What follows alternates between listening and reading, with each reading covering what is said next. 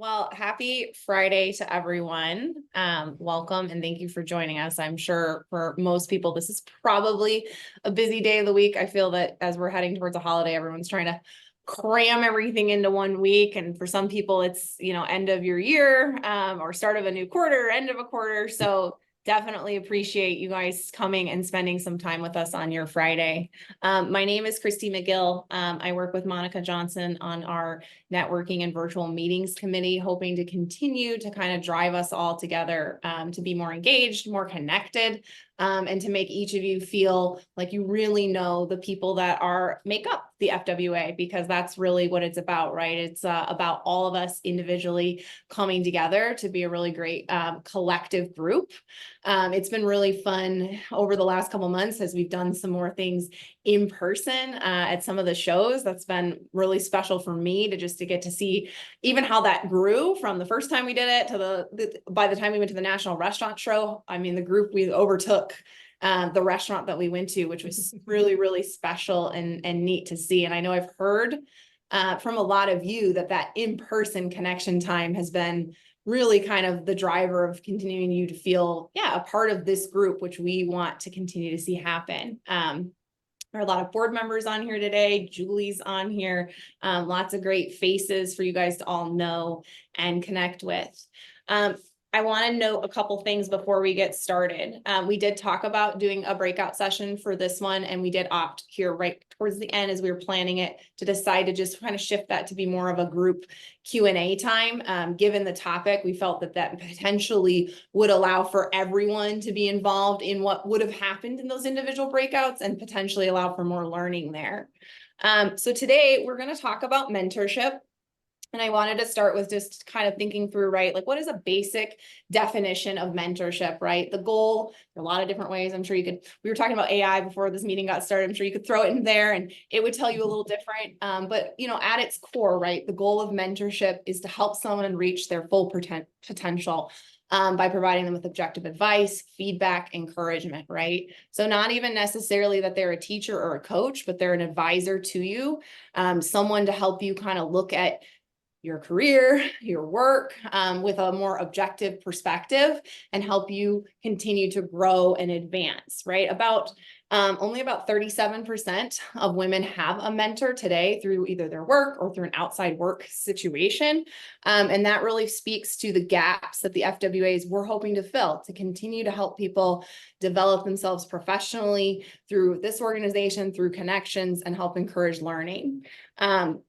We're going to pull out a mentorship survey that'll hit your inboxes the week of July 8th. So remember, it'll come in just like you get all the other emails from us. It'll be a survey helping us understand whether you're looking for a mentor or whether you are someone who would like to kind of open yourself up and step up to being a mentor for someone in this group. And I would encourage you throughout today's session to not assume immediately that, oh, I'm someone who needs a mentor and I'm not in a position to be a mentor, because I think it can look very different for different people. You don't need to be at a certain place necessarily to do that. We can throw some old school ideas out around, hey, what does that person need to be? So as you listen to today's session, thinking through whether you're someone who could potentially use a mentor or whether you might be in a position to join us as we roll this out and have become a mentor through the FWA. So again, to note on that, you're going to get an email the week of July 8th. It's going to be a survey around this topic. We'd love for you to fill it out. And then at the end of August, we will kick off another mentor-mentee pairing groups through the FWA. We have oh no, Alicia, I thought I had your name and now I'm like scared again. We have Alicia Faluca. I think I just butchered that a little bit, and Becky Harrison with us today. We're going to tackle with them kind of the topic of mentorship myths and really kind of dive into that together. They were paired up as a mentor-mentee duo through the last time we did this survey and pairings through the FWA. So they're proof, I believe, they're still sticking together here, almost a year later, of how really beautifully you can build impactful relationships. And then they're going to talk today kind of around these myths, and will give you kind of a view into what they've learned from both sides, Alicia as the mentor, Becky as the mentee, and share those thoughts with us. So we will kick it off with that. We'll spend probably, I would say, roughly around 20-ish, 25 minutes walking our way through that, leaving about 10-ish minutes for a Q&A. So if you have questions while they're talking, I encourage you to kind of throw those in the chat for us so we can pull from them. You guys don't need to be shy. And there's no such thing as dumb questions. And I would encourage you, like whatever comes to mind for you, whether it's in a kind of a mentor vision or whether it's more on the mentee side, to toss those in there so we can enjoy talking about them together and everyone can benefit from the learnings. And with that, I will kick us off. Becky and Alicia, do you each want to kind of just, give yourself a brief little intro, and then we can kick off with myth number one. Becky, you go right ahead. All right, Becky Harrison. Nice to see everyone. I want to echo what Christy says. Let's not be shy. Let's have a nice heart-centered conversation. That's kind of what the mentorship is really about at its core. I think if we can all just think about any questions that you might have, there's nothing that's really going to be off topic and you'll get a lot out of it. I think the more that you can kind of interact. So I'm Becky Harrison. I'm in Eugene, Oregon, on the West Coast. I've been about 5 months now with Hanes Celestial, which is a topic that I'll get to talk about today. I was in the midst of a job change. I was about halfway through my mentorship relationship with Alicia, which she really was able to help me out with. Before that, I worked for, I have a history of working with plant-based startups. Very exciting industry. I'm sort of self-taught in food service. I love food service, the industry, I'm basically like a student of it, that I always strive to keep learning and fine-tuning my own skills. And that's why when I saw that opportunity come out about a year ago to join this program, I was just so excited to connect in more. And I had very good luck and pleasure to be connected with Alicia Paliuka. That's how I say it. Gotcha. Love it. You have an advantage, Becky. You've been meeting with her, okay? I mean, it's true. Yeah, it's true. I'm so excited about today and would echo what Becky said and what Christy said. I think the superpower of this group is that it's kind of gloves off. Like, let's talk about it all. This is our group. Let's talk about the hard stuff. Let's talk about the icky stuff. Let's dig in. So my background, Becky and I are at very similar stages of our career, which I'll talk about a bit as we get into this first myth. But I spent a lot of time with some of the global CPG companies, Coca-Cola, Frito-Lay, Reckitt's, Miller Coors. And so Becky and I just have had a very different path to get to a same level. And so I'm happy to be here today and happy to talk to you guys through that. And yeah, we can jump right into it. Well, let's kick it off with myth number one, which you kind of did a great job of teasing and alluding to there. So the myth number one, you need to chase the biggest superstar in your industry to mentor you. Yeah.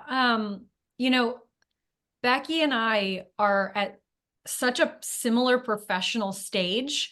And so when we tackle something together, whether it's nuanced or whether it's like very strategic and long-term, the way I would explain it is it's like we're whiteboarding. It's like the two of us are sitting down and we are whiteboarding shared knowledge and we're building the best path forward together.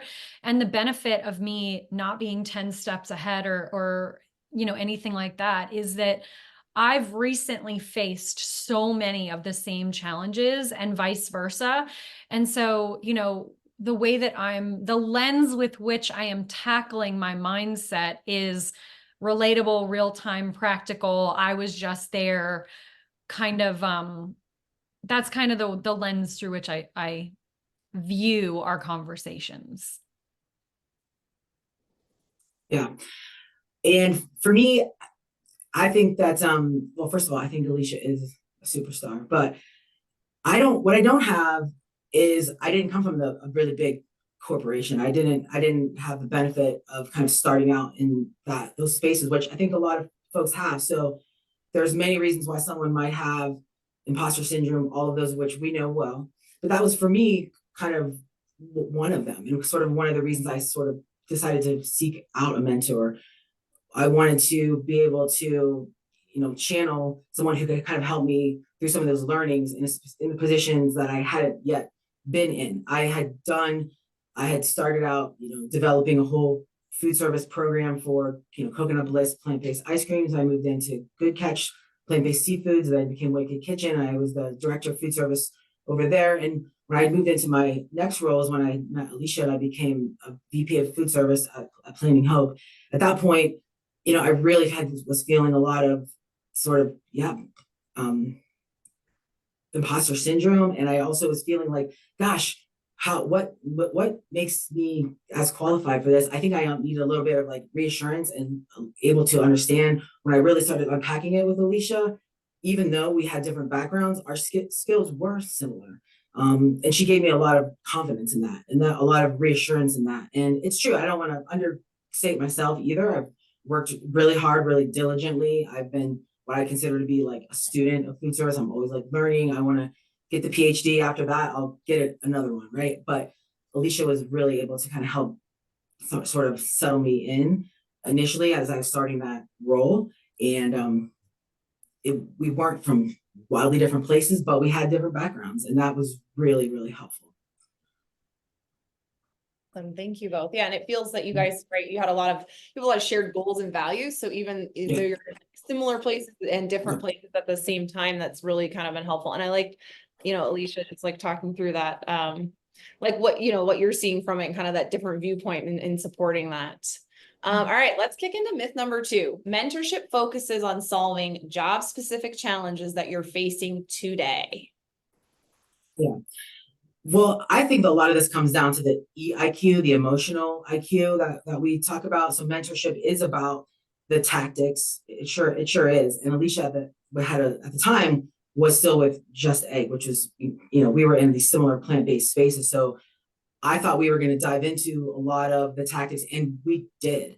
However, we also dove into a lot of the things that compromise the emotional EQ. That's the ever evolving, being resilient in the face of change.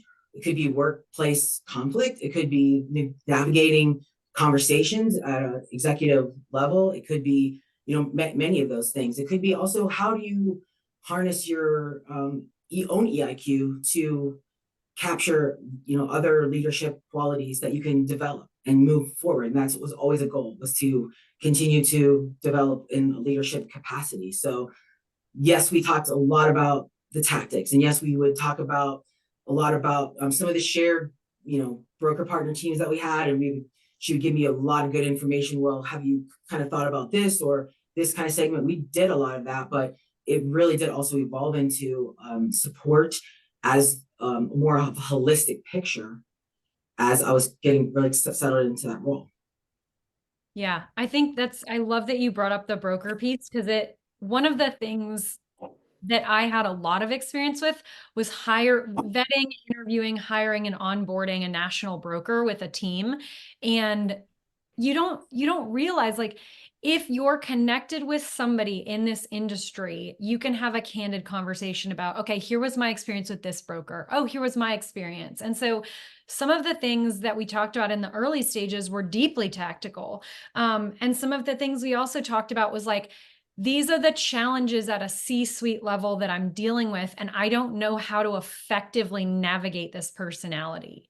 And I think that's also really important is, talking through it. What do you think? What's worked? What hasn't worked? Like, what would a plan look like over the next 3 months? And so, sometimes our focus was very tactical, and sometimes our focus was like, what does your career look like in 5 years if this is the choice that you make, or this choice, or this choice? And like scenario planning. So I think the other thing that I'll speak to very briefly is, I think the most critical way to match with somebody and have a successful mentorship program mutually is shared goals and values. Becky and I are deeply aligned on shared values, and that is professionally, that is personally, that is culturally. And we're also very aligned in what we care about the most. Like, Becky has a young family. I have a young family. Becky has a partner she cares about. I have a partner I care about. Like, I am not a ride or die grind 80-hour work week. I'm never going to be that person, but I've been wildly successful in my career having firm boundaries. And so like, what does that look like? I think so making sure that the goals and values are aligned will set you up for so much success. Yeah. And one, just an added piece of context, I think is interesting and relevant because any number of you could be in this same position, and this kind of unfolded about halfway through. I do have a history of working for startups, and believe me, I've loved it. I've had a lot of great success, but at this one particular one I had most recently worked at, startups, they also run into their own issues. And I think we saw a lot of that in last year, a lot of, multiple company consolidations. And I started looking at what I was going to think about was my next career move. I started thinking about, what do I really want to learn, and what do I really need to understand, and where should I go and find that? And I ended up about halfway through really having to talk through with Alicia, like, I've only been in a role for 6 months. Can I just leave? Like, really vulnerably, I want to share that because I know any number of people on this call might have felt that way. And we had to like really unpack that. And there's a lot of good reasons why you wouldn't do it. But for me at this time, I also had a lot of opportunities that came up kind of organically. And I ended up in an amazing position with multiple job offers, and which was awesome. And I'm so grateful for. And I was able to then really unpack that with Alicia. And she kind of reminded me, do you want to go, when we were looking at these roles, do you want to go into this role where you're going to be kind of more of the same, doing something similar, or do you want to go into this role, which is going to be this different stretch? And why short-term and long-term, can you look at either? And to really unpack that and to land at a place where I felt really confident was amazing. And that was, also just one of the best parts of the journey so far. So. Yeah, I again, like, really love where you guys touching on this kind of shared goals, shared values piece, because I think, there are plenty of I've worked with great mentors, but when you're really aligned, it really, because there is a lens here where it comes to play, right?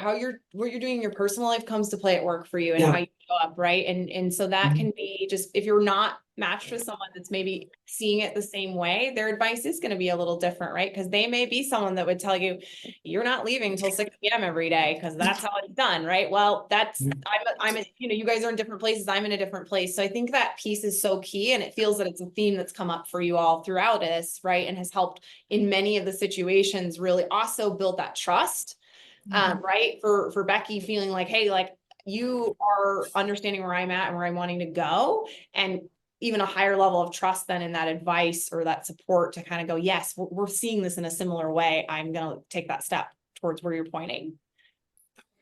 All right, so we will hop over to myth number 3. Mentorship should be exclusively internal within your organization. Now, those of us at small organizations have probably never seen it, but for most really large ones, it's common, right, to have a mentorship program throughout that organization.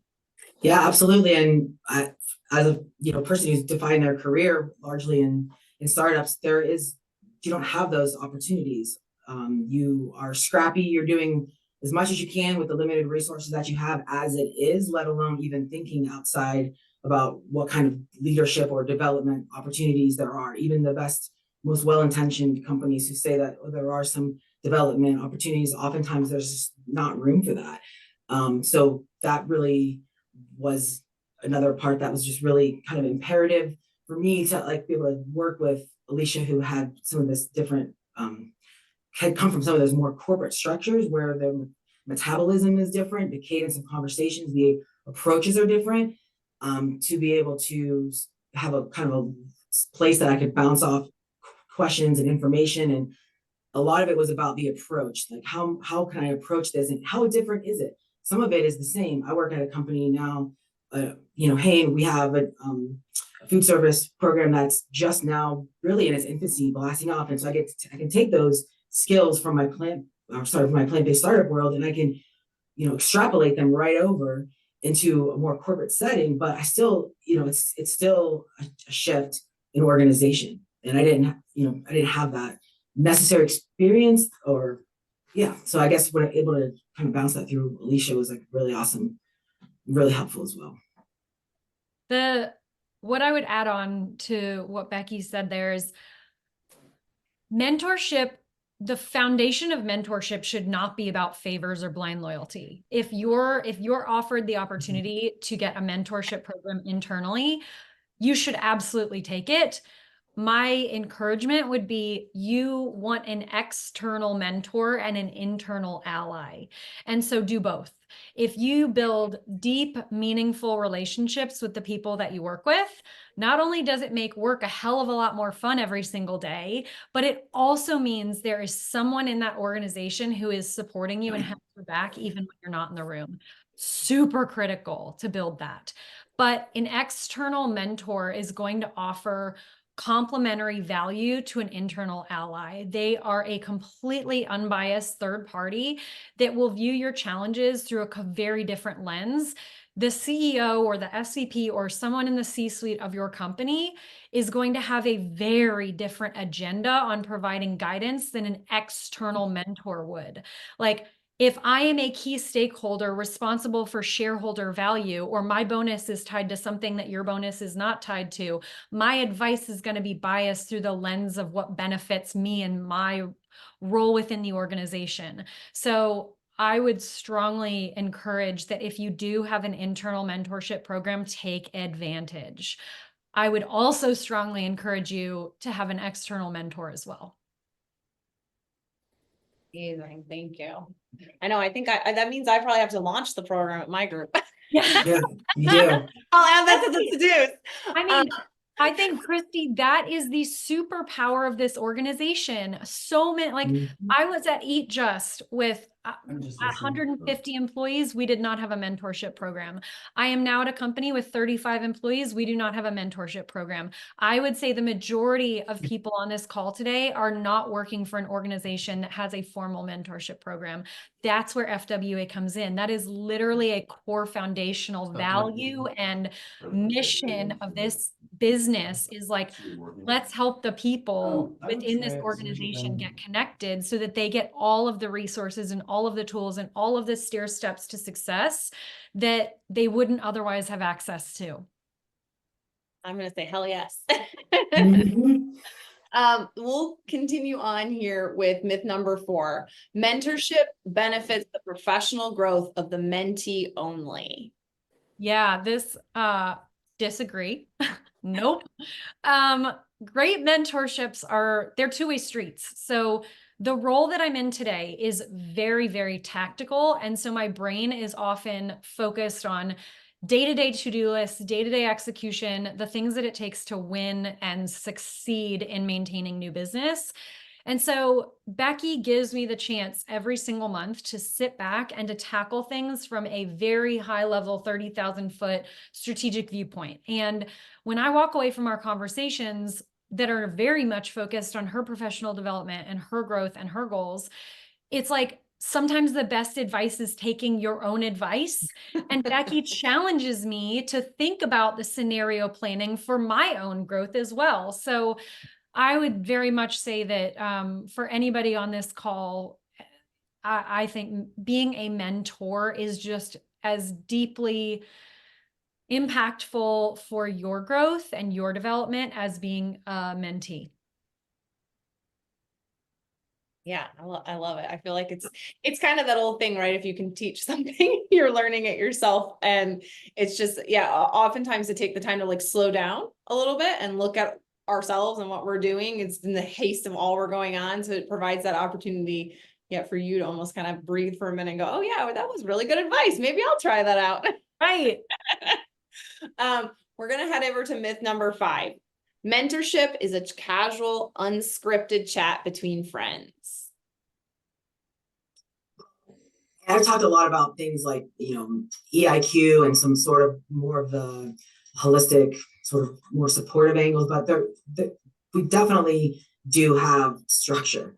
I mean, when I get off the call, I know exactly what we're going to talk about next time. And next time we get on the call, I know what we're going to talk about, but usually there might be another thing or two added based on what's been going on. In the spring of this year, just like all of us, we're all out there hustling in the world, much travel and trade shows and all the things that kind of come with this world that we love, have come to be. And sometimes that has, that might arise certain different things to discuss or unpack. So going into it, there are, I'd say, like a sort of the short-term goals, the things that we're talking about on the short term, some immediate challenges. Like, for example, when I was getting kind of started at Hain, we talked about, here's some best practices that Alicia had, when because she had just recently started another role. So she was able to kind of tell me about how that experience was. These were kind of happening in tandem,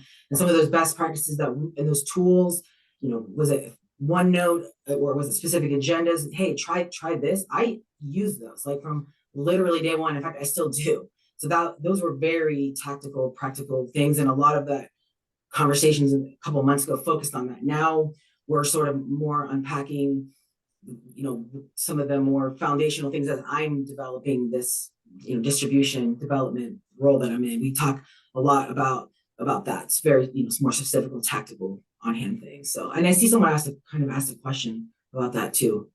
They asked, how did you manage your agenda for your mentorship discussion? So I thought, Alicia, that could be one you could cover here as well. Yeah. I appreciate that question was asked, because I think it's really important to prepare. Before Becky and I first met, I felt pretty unqualified to be a mentor. I'm not in the C-suite. I am rarely the most experienced person in the room. Rarely. I have a lot of career runway ahead of me, but when I knew about the program and that it was being launched, I wanted to stretch myself professionally, and I wanted to give back to FWA in a meaningful way. So I volunteered, and I felt such an immense responsibility to do Becky justice as a mentor. And I knew that if I showed up on day one winging it, or I had not done prep, or there was no agenda, I would not be setting up either of us for success. So I think the fact that I am not C-suite, the fact that I am not the most experienced person in the room, made me spend the time to really prepare. And guys, I mean, I Googled it. I literally Googled, how do mentors set an agenda for their first meeting? What does best in class mentorship look like from a mentor's perspective? What does a 30, 60, 90-day plan for a mentor mentee look like? And I built my plan based off of that. I literally Googled it. And so from that very first day, Becky and I have had such thoughtful and strategic conversations. And, I love Becky to pieces. I am so genuinely honored to call her my friend, but this is so much bigger than a friendship. I feel such a deep responsibility to be a part of accelerating her success in a way that just a casual chat with friends in the industry doesn't have that buy-in. And so with all of that being said, I would just encourage everybody on this call today to challenge yourself and become part of this program in some way, especially as a mentor. I can promise you that it will be one of the most rewarding things you've ever done in your career. I love my job. I love the career, but everything centered around FWA, mentoring Becky, and becoming a member of this board has been one of the most fulfilling things I've ever done professionally, ever in my 20 plus career. So, oh my gosh, do it. That's so awesome. And I always want to add on that, early on in our relationship here, mentor relationship, I remember like the first couple calls, I would just send lots of email follow-ups, and I messaged Alicia on LinkedIn. Thank you so much. Like, let me know what I can do. Like, can I help you with this, or what can I do? Can I support you? And it's just, I think I bring that up because as women, we I think often have a hard time receiving. And Alicia would be like, hey, just to be clear, I'm not asking you for anything. I don't need you to reciprocate. I'm sure that I would ask you if I needed something, but like that, let's just set the bar there. And that really allowed me to like be at ease and just think, you know what, I can just receive this guidance. I can just receive this. And that, I would say that to go into that, if you're a mentee, to go into that mindset as well. Like, this is a gift, and you can just like receive that support. We all could probably be better, I'm sure, in some way at receiving and getting support. And we have become pretty, I know that we're all badasses, and we become we're tough, we're independent. We don't need to ask for help a lot of times, but man, when we get it, what a beautiful gift. And it makes us all stronger together to receive that. So it's a gift to the person to just receive it as well. So something to keep in mind. Spot on. Yeah. Yeah, I mean, I think it's like the raising your hand to ask for help, even taking a look at like, do you need a mentor is a form of like raising a hand, because we all, if you go back to like what we were talking about, imposter syndrome or some of these things, right? Especially in, Becky, you and I have had similar, very scrappy startup type of world to navigate. And with that comes sort of this idea of you want to kind of have this wall up and make sure everyone knows you. Even if you don't know it, they better think you know it, right? You'll figure it out. And so it's like continuing to be vulnerable, right? Whether that's in that mentor-mentee pairing, or really even vulnerable, I think, within like this kind of safety group we've created at the FWA to reach out to someone, whether someone you felt connected with on one of these calls, or someone you connect with in the LinkedIn group, and be vulnerable to ask for support, be vulnerable to ask for advice. I mean, there's so many, just in this call alone.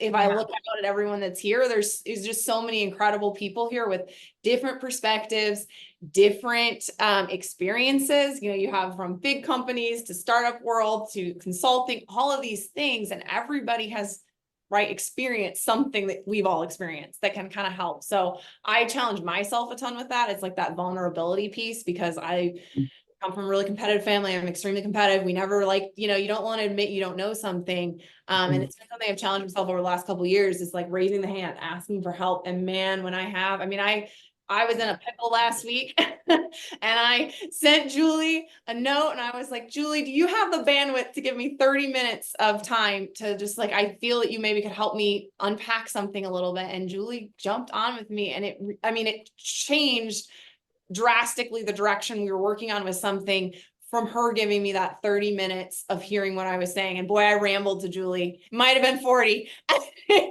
was like, Julie, I gotta land the plane. But it's just, I really challenge everybody, even if you aren't within like the mentor-mentee, everybody that's here wants to be involved with each other.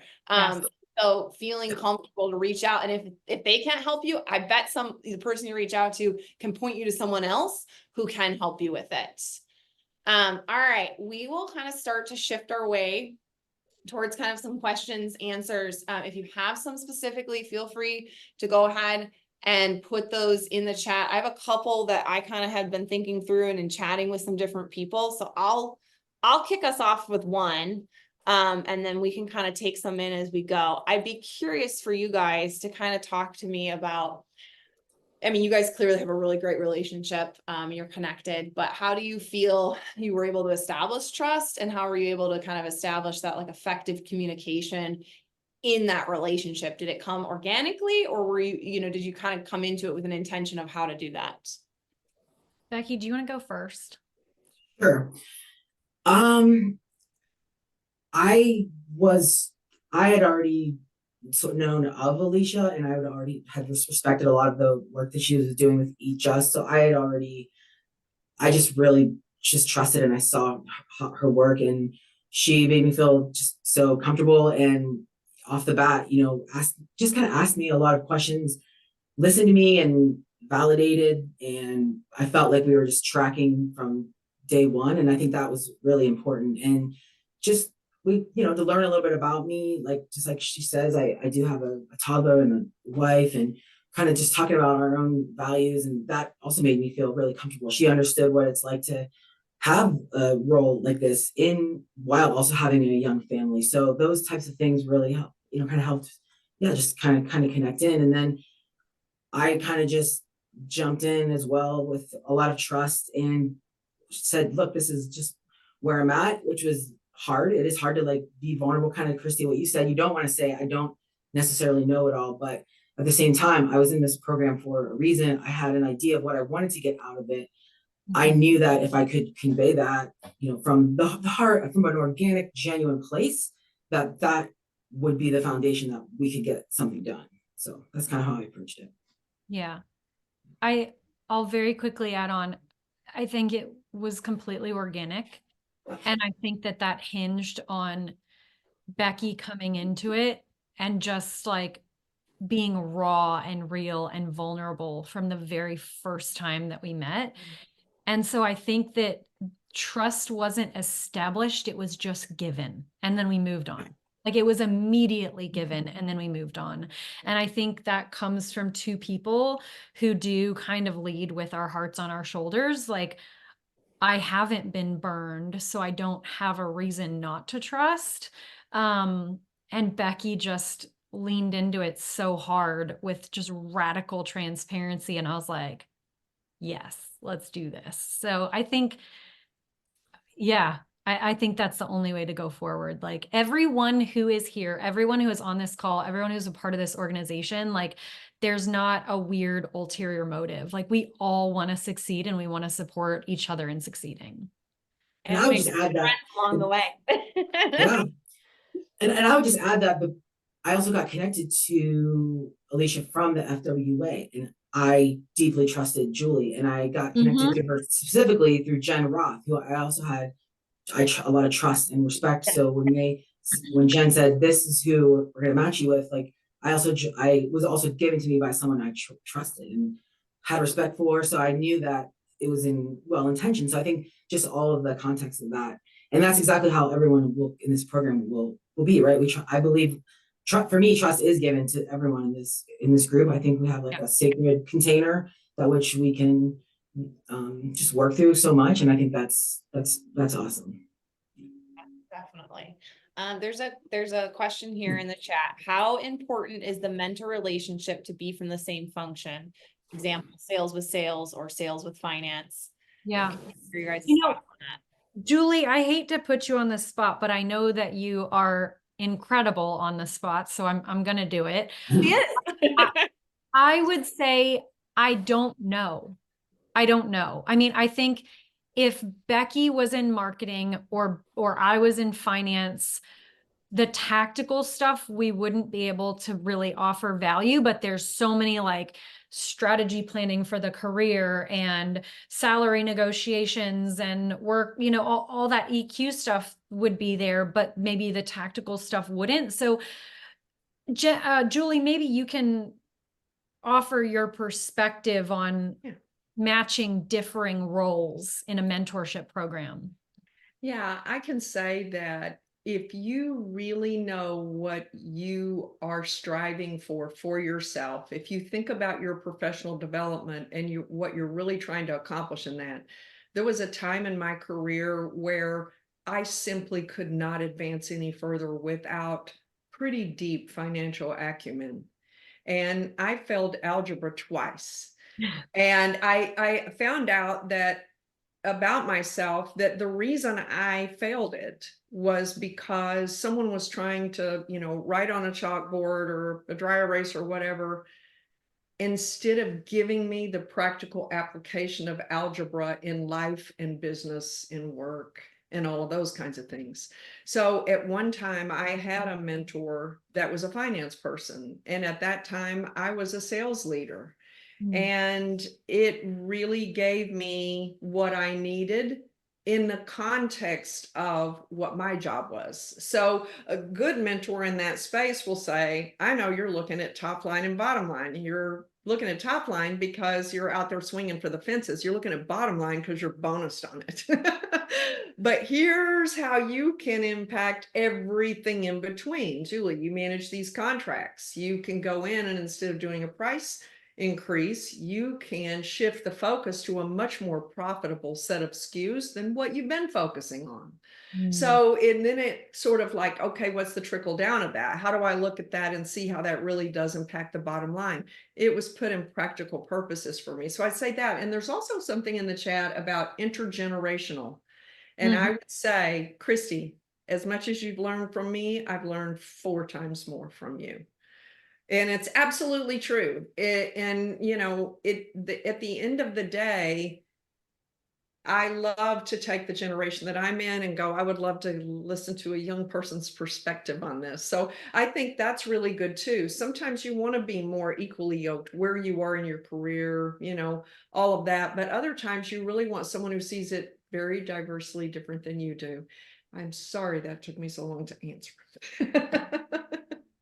No, that was really great. And I think as we kind of shift here to closing this out and you'll kind of speak to it, there are a couple questions in the chat, which are just really relating to the functionality of the survey portion, and then kind of how that rolls out. So if you'll kind of highlight that, just wanted to let those know in the chat, and I will kick it over to Julie here. Alicia and Becky, you guys came in as the perfect pair for this. Thank you for spending this time with us and for sharing. I found it, yeah, I mean, I know Becky pretty well. Becky took me on a yacht recently, so we're Well, I mean, now.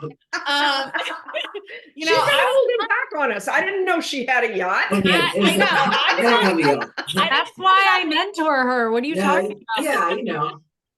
But I Well, just indeed. really appreciate the time today and you guys sharing. I have been incredibly benefited by mentorship throughout my career. Really, my first position, someone mentored me through my position who was actually my boss. But and from there have continued to just really find that to be hugely beneficial. So I'm excited for those who maybe haven't yet to experience it, and then for those who potentially want to be a mentor to join us and jump in. And with that, Julie, I'll let you take us away to end this. Yeah, thanks so much. And thanks so much for being here today. You know, you should know that you are the center of our universe. Everything is built around how do we help women take full autonomy over their own career growth, provide resources, and all of those things to make the world a brighter place and the industry a brighter place for you. You should also know that on your behalf, we are going hard after companies to help get them on the DEIB journey, because if we don't, then, you know, you become this magnificent thing that you strive to be, and we plunk you down in an organization where you don't feel included, or you don't feel valued, or you don't feel like you belong. So know that while we do those things, it's because you are the center of our universe. And we're super glad you're here. So that's kind of our purpose. I want to encourage anyone who's not already part of the private LinkedIn group to join that group. The conversation over there is quite different. So we sort of have our public persona. And then I think Christy said when we kicked this off, and Becky certainly, you and Alicia both, you know, delivered on it big time, which is, hey, let's just come here. Let's just have a raw, open, and honest conversation. That's the environment we want to build for you here, for you to be able to feel safe in this space, and that you absolutely feel heard and valued and loved, because we do. Our board is hard at work on lots of different things, but this idea of mentorship is something that we're really very honed in on and focused in on, because we know and appreciate the value from the pairings that we've already done. And so I think you'll see a lot more from this. But again, to just sort of reiterate what Christy said, the week of July 8th, which is the week after 4th of July weekend, we'll be putting that survey out there. You just help us be so much better when you let us know exactly where your head and your heart is, exactly what this is a place to not decide for the rest of the women in the industry. It's a place for you to decide for you exactly what you need, and let us fill that cup. Let us pour that into you. Finally, I just want to say about this session, Christy, thank you for you and the team that put this session together, both for you and Becky as well. There is something so powerful about knowing that another woman is going to step in the ring with you and step in there to be there for you. And while all of you were talking, I was getting like broken up. I'm getting broken up now, but it's because we're just here for you, and you're here for each other. And we can't ask any more than that. So go on and have yourself a great weekend. And yes, right back at you with that. Thanks all so much. And look for our survey the week of July 8th.